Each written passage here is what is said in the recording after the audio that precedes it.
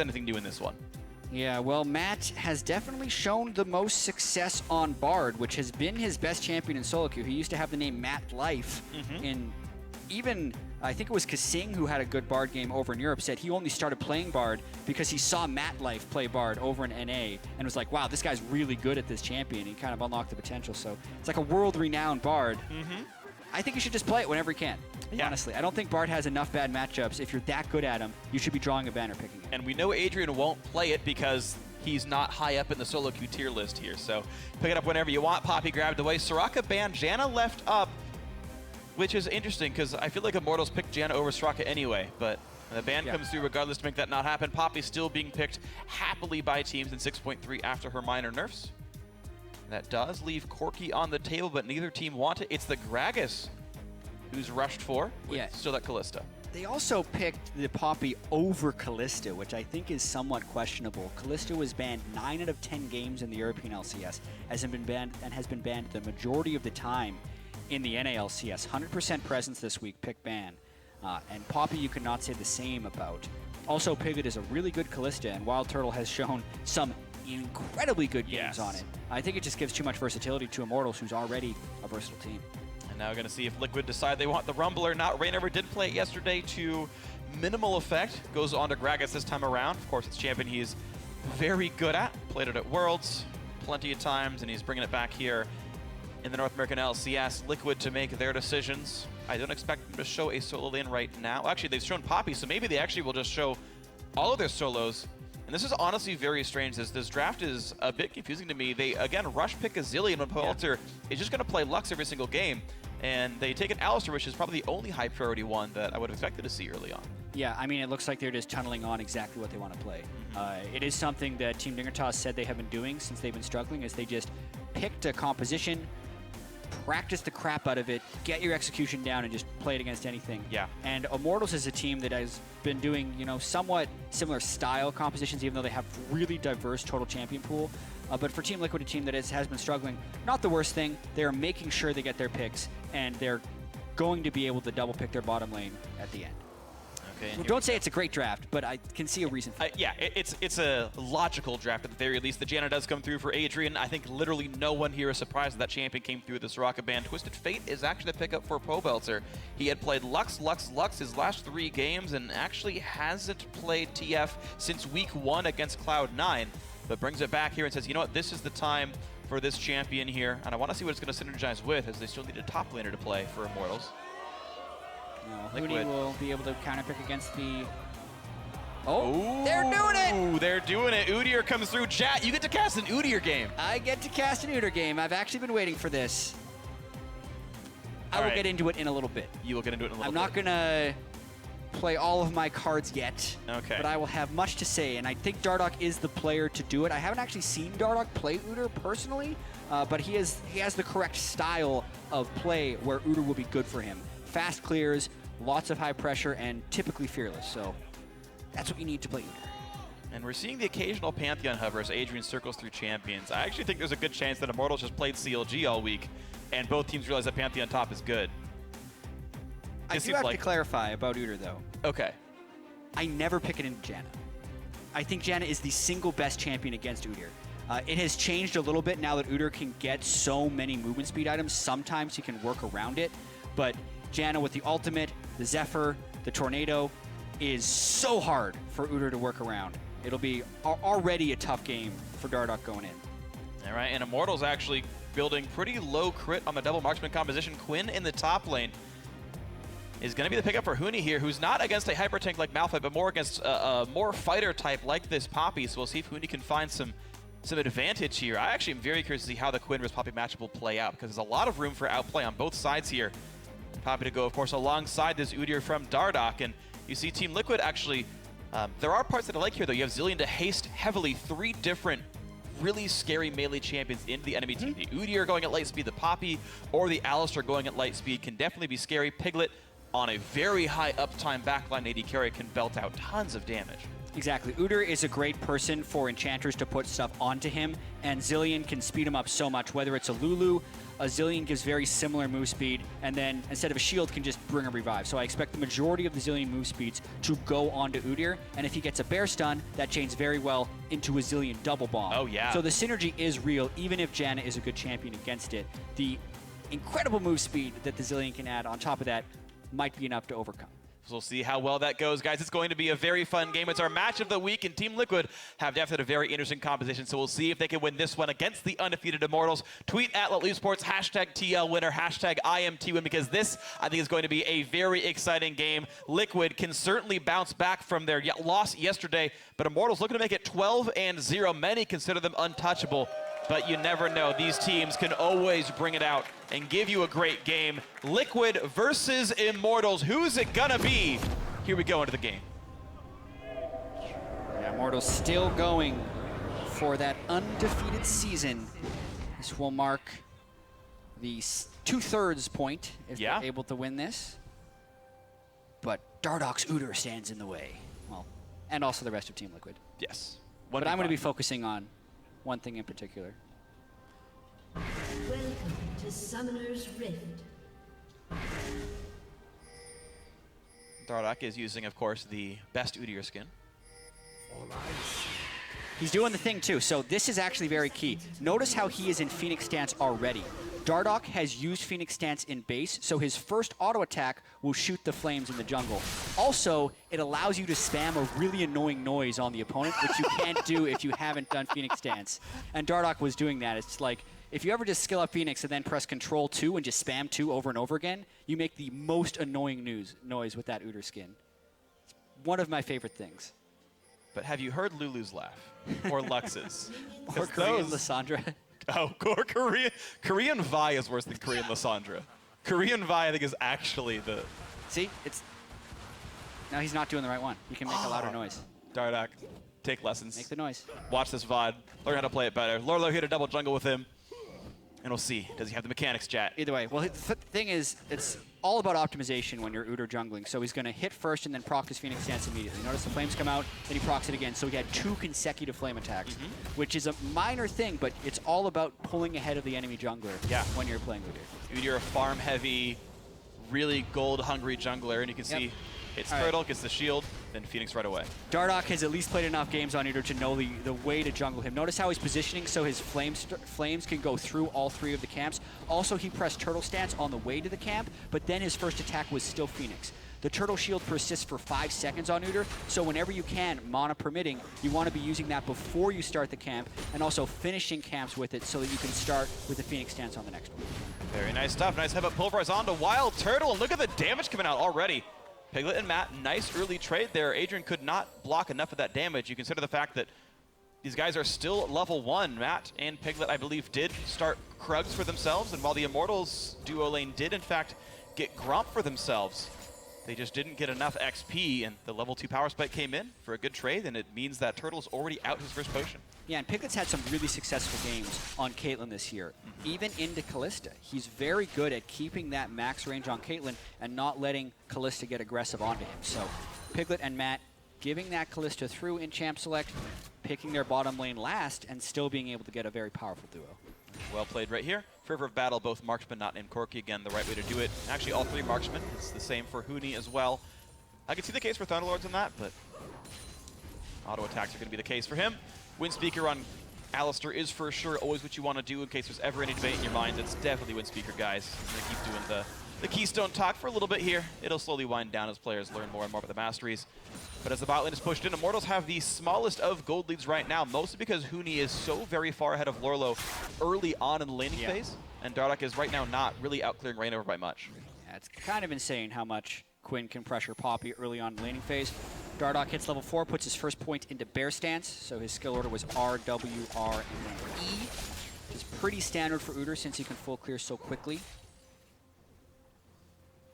And again, the headbutt pulverize comes in. Piglet this time could not land the net, so it's auto attack into Q.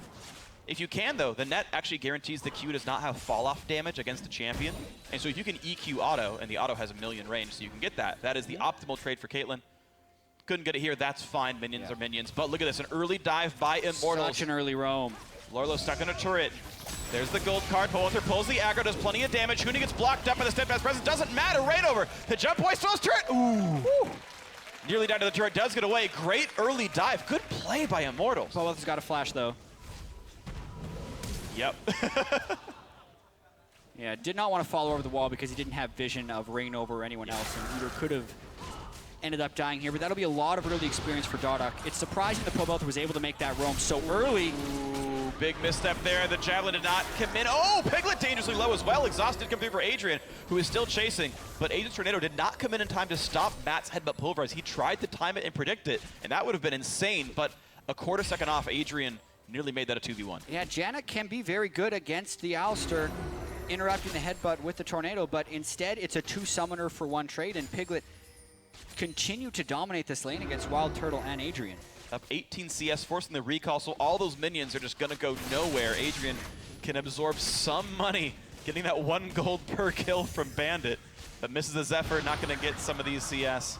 Plus 17 finally gets a bit more gold, but wow, WildTurtle falling very far behind, and in fact, this happened a little bit yesterday as well. The Immortals duo lane have been falling behind this week.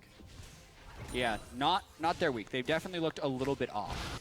And that has prompted a lot of focus from Reignover to push a little hard with Huni in the top lane. Didn't cost him yesterday against Renegades, but today they do already have that big lane advantage, and they're looking to pressure Lourlo the whole game. I mean, Reignover even said in the tease at the start of the day, oh yeah, Team Liquid, we can deal with them. We'll just shut down Lourlo. So they're very telegraphed about what they want to do to this guy. Sure. Huni picks him in with a counter pick in the last matchup. Reignover uses all his ganks there, and Dardoch has been farming up the lane. Udyr does not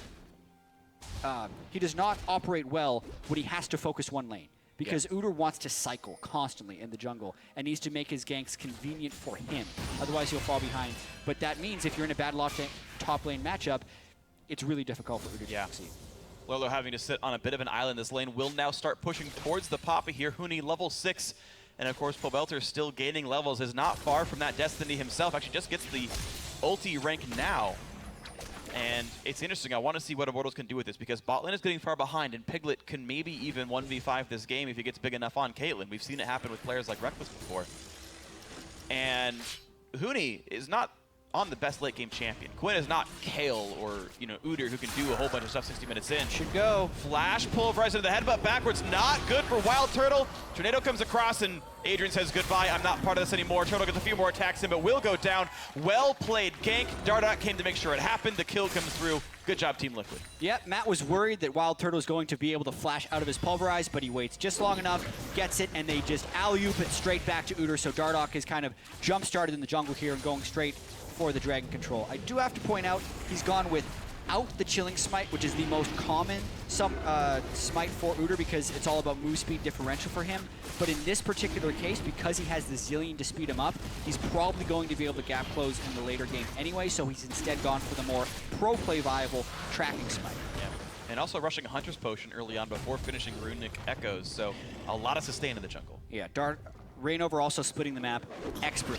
Even with Udyr, who's a super fast clear, Reignover is keeping up with that from a farm perspective, and once he gets Runic Echoes, he's actually outpacing Dardoch in levels, which is so impressive, and has had the successful ganks for a 40 CS advantage for Huni in the top lane. So it's still advantage Reignover, even though Dardoch is doing pretty well on Udyr. Yeah, gold-wise, they're definitely very close, of course, with the fact that Dardoch has the kill compared to the assist of Reignover. There's more money on this champion, but he's constantly looking to make this top lane happen. Lourlo's Trinket Ward spots that in the Tri-Brush, but look at that, 21 CS. Oof.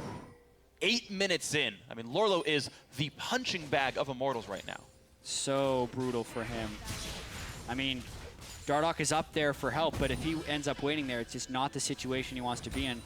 No lane swap here either, which may have been beneficial to just get Lourlo out of that situation with Huni, but Immortals is very willing to dictate to their opponents, and they probably would have swapped back and forth until Huni would get the solo matchup. Yeah. Still think Team Liquid should have gone for that game, since this is not going well in the top lane. It's not going well in the top lane, but the mid lane and bot lane are still fine. Of course, we saw that earlier kill, and we've been seeing Piglet win the laning phase, but also look at this, FeniX pretty far ahead against Pobelter. Of course, Pobelter did roam at about level 4. Like very early on to this game, which will make him lose a wave or two, but still, minus about 15 is more than he would have normally lost just from that one play. And FeniX is going to do his best to keep pushing forward. Of course, there is cleanse on this Zilean, so chain stun into kills, not likely to happen.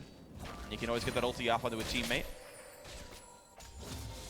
Right now, a 1,000 gold lead sits for Immortals with, you know, the kills being equal. That means it's 1,000 gold worth of farm. Yeah. Both junglers actually know, they don't know that they're spotted, but the junglers know the other jungler is there.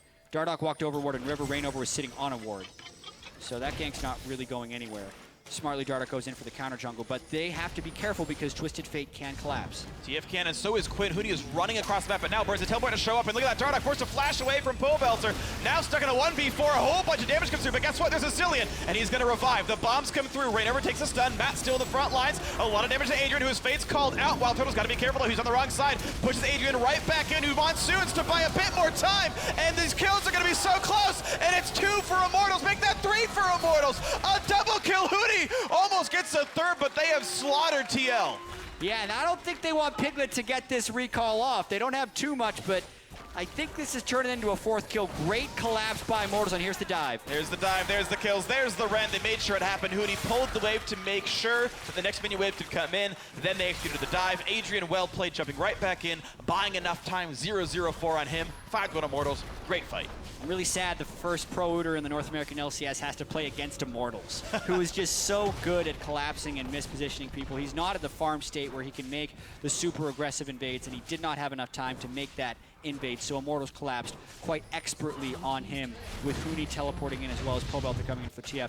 Very crazy fight. This turned into a full-on 5v5. So great stun by Dardoch to delay Pobelter on the gold card, but the gold card still catches him, and FeniX does arrive with the stun.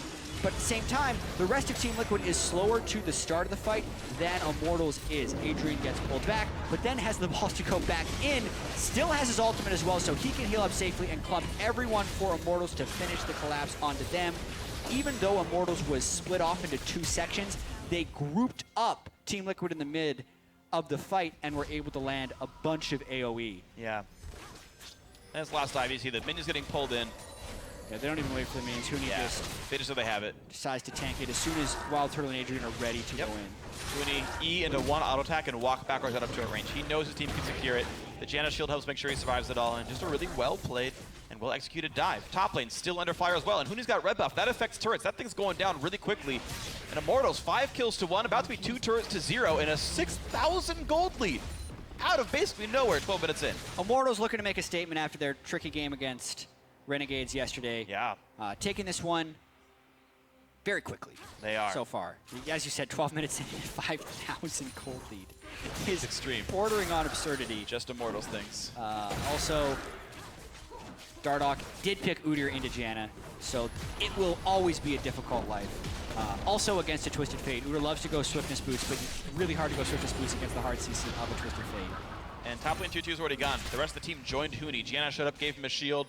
4 people, I believe, were up in that lane as Pobelter held mid. It meant they had to leave bot lane alone, but oh no, some minions died to a turret. Meanwhile, the turret itself was taken out in the top side. So Immortals pushing farther ahead. That lead now 6,500. Yeah, like, it's just getting worse and worse here. Reignover now inside his left-hand jungle. Blue buff is completely there as Immortals own about 80% of the map now. Yeah. Reignover showing us why he continues to be king of the jungle. Yep. Farming faster than Dardoch's Udyr. And then also getting off the more successful game. Uh-oh. They found a Zilean, but they also found Dardoch and Matt. Huni walks away. No one with the combo, though. Matt didn't go for the headbutt pulverize, despite the fact that those 2 were alone. That could have been a pickoff, honestly, onto Huni. Yeah, I don't think they had quite the right fog of war control, so they weren't sure where people were going to be. Probably a little bit afraid of Gragas flying at the end of the fight. Turns out to just be Rift Herald, and I know earlier in the day we saw Quinn picked into Malphite, which is a bad matchup. But Quinn is also not just about the matchup, it's about how you play the map with it. Yes. Huni there recognized that the bottom lane was getting pushed, very quickly was able to cover down there. It's all about wave manipulation and just being able to always get the enemy pressure. Yep. He's the only player on this Immortal squad with 100% kill participation for this game, so he has made everything happen. He was the winning lane, they ganked for him, then he roamed down and made the other team fights happen. Blue team has slain the Dragon, so well played the Dardoch, but the fight continues now. Matt locks Pobelter into the team, but you know what? He's not taking that much damage. Janna buys some time, a great explosive cast, and Piglet is trapped, and he goes down to Reignover. Matt follows suit, the bot lane of Liquid is dead, and now comes Twisted Fate. Gold card onto Lourlo. The flash tornado for Adrian. There's the kill. Stun to the wall does not matter. A double for Pobelter. 8-1 Immortals with another victory. Yeah, Team Liquid does pick up their second dragon, but Immortals easily engages a 4v5 in the dragon pit. Turtle was way over on the other side of the map, but they still win this fight swimmingly. 3 kills for 0, and they may even get... They're going to get at least 1 turret. I think they're going to somehow turn this into 2.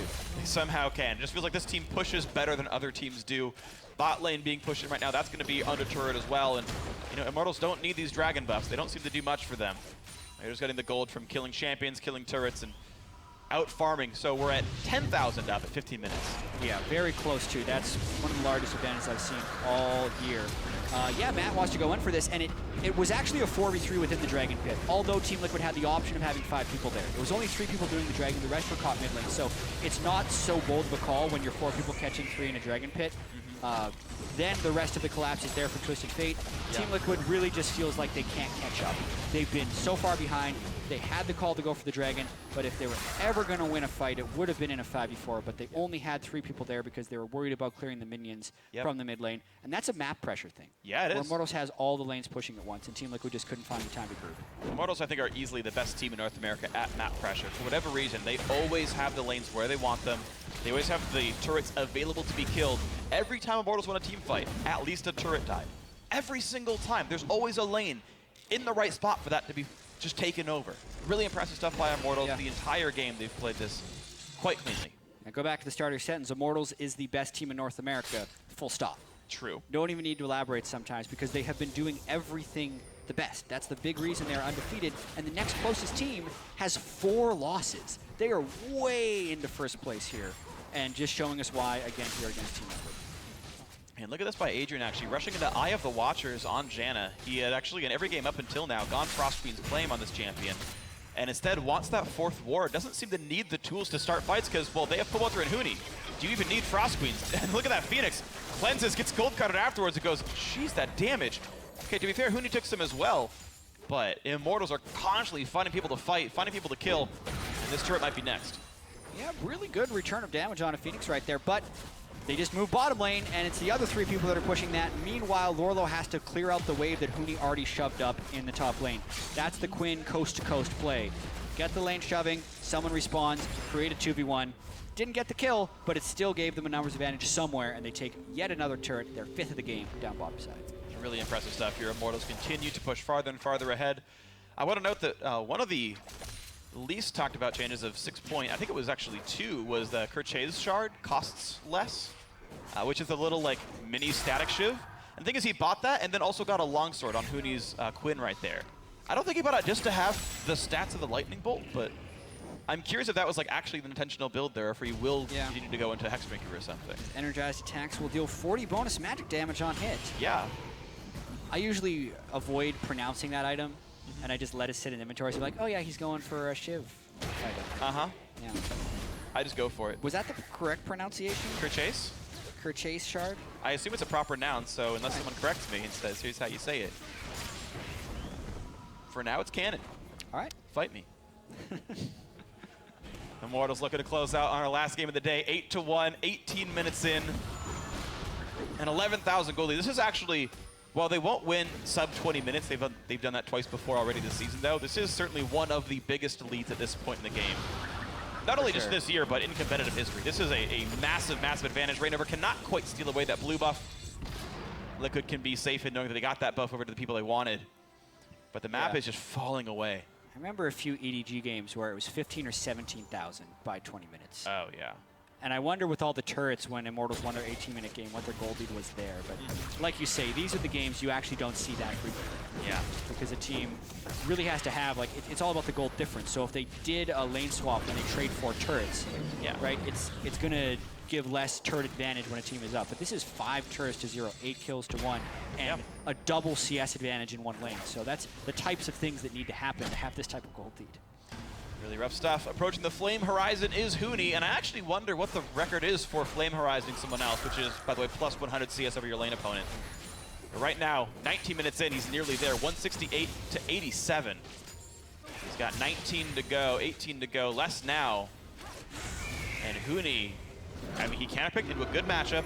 The team ganked for him repeatedly. I mean, this is clearly a team effort to get Huni this far ahead, but look at that, into the turret they go. FeniX has to ult, he will revive himself. Matt buys a bit of time with the stun. Immortals still under the turret, and somehow they managed to drop aggro well. Lourlo dangerously low, but Pobelter ult's getting attacked, knocked into the air, exhausted. I think he might have dodged a bomb with that as well, but another tornado lands, 1 kill already through onto Lourlo. Matt might be next. Reignover stuck under the turret, taking damage. More barrels coming through, plenty of punishment, and whoa, Reignover does go down. As you say, a triple stun is a really big deal coming out of FeniX. That means the fight is a 1-for-1, way better than many would have expected for Liquid. Yeah, Pobelter went really deep right there, and they also didn't hold off properly on that.